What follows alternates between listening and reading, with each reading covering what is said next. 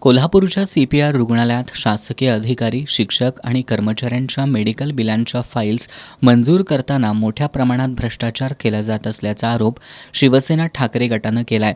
8 डिसेंबर 2025 रोजी झालेल्या पाहणीत फाईल नंबर 3 निदर्शनास आली. या फाईलमध्ये किती रक्कम कोणत्या अधिकाऱ्यांना देण्यात आली आहे याची नोंद असल्याचा दावा पदाधिकाऱ्यांनी केला.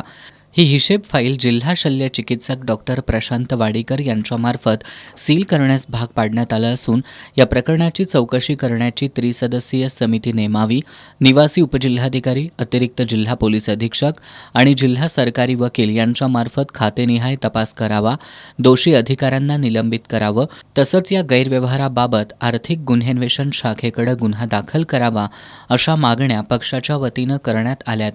या मागण्यांचं निवेदन जिल्हाधिकारी अमोल येडगे यांना देण्यात आलं. हा कथित भ्रष्टाचार डॉक्टर सुप्रिया देशमुख यांच्या कार्यकाळात झाल्याचा आरोप करून त्यांच्या सर्व व्यवहारांची आणि मालमत्तेची अँटी करप्शन विभागाकडून चौकशी करून दोषींवर कडक कारवाईची मागणी उपनेते संजय पवार यांनी केली आहे. त्या वैद्यकीय बिलाच्या फाईलचे प्रलंबित कुणाची आहेत तर सरकारी अधिकारी कर्मचाऱ्यांचे आहेत आणि त्यांना हेलपाटे मारायला लागतात. हेलपाटे का मारायला लागतात तर त्याला टक्केवारी मिळायची असते म्हणून साहेबांनी चांगला निर्णय घेतला. त्या फाईलच्या संदर्भात जर आपण निर्णय घेतला तर फाईल्स थांबणार नाही, त्या प्रवास निश्चित करू शकतो आपल्याला. त्याचबरोबर अँटी करप्शन किंवा आर्थिक गुन्हे अन्वेषणकडे हा जर तपास दिला तर ही जी फाईल जी सापडली आहे ती टक्केवारी फाईल सापडली, हिशोब जो सापडलेला आहे तो कुणी लिहिला, कोण मॅडम, कोण सर, हे सगळी कुंडली जी आहे ती कुंडली बाहेर काढल्यानंतर पैसा कुणी खाल्ला आहात ह्या स्पष्ट होईल.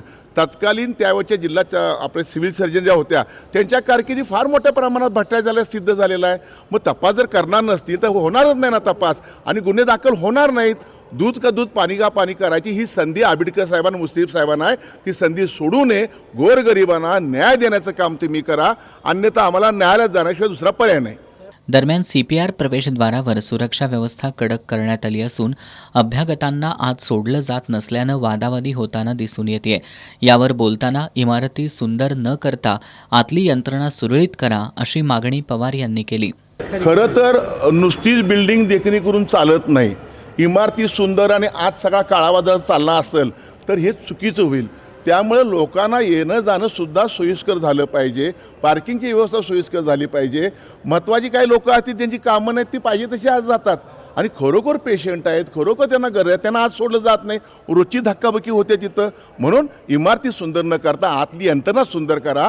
भ्रष्टाचार पोखरून काढलेला आहे त्या घुशी मारण्याचं काम संबंधित मंत्री महोदयांनी शासनाने करा अशी विनंती करत आहे.